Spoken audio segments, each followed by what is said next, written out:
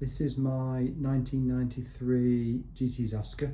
So this bike is what I would call my unicorn. So it's not necessarily my favourite bike I own, but it's the one that I chased the hardest because I really wanted a turquoise Zaskar. So I'd got a lot of the other colours, but the turquoise one was always one that evaded me. So I looked for quite a long time, probably about 10 years to actually manage to find, you know, a good one. And since then I've actually had a few, to be fair. They all turned up at once. So this bike is pretty much how I imagined the 93 bike to look. So it's M900. So let's just run through the spec. So you've got the M900 rear mech and cassette. Obviously spin wheels on this one.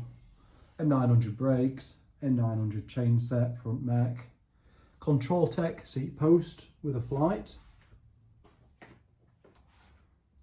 Control Tech stem and bars, M900 levers, brakes, and obviously spin on the front.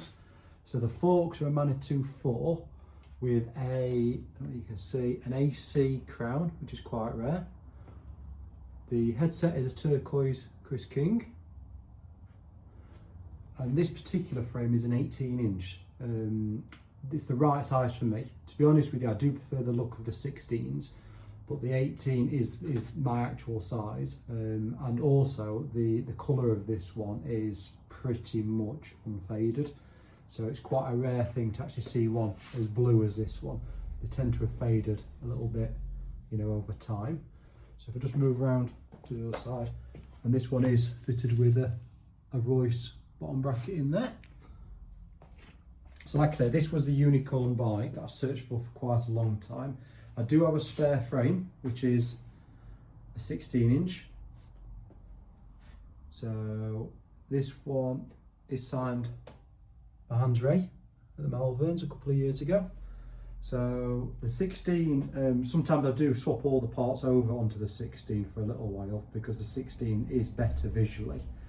But the colour, you can see, I'll just take this one. There's a massive difference in colour.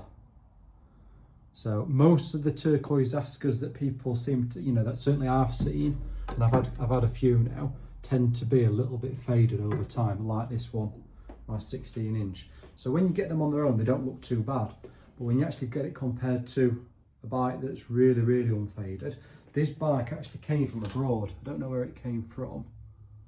That's the dealer sticker.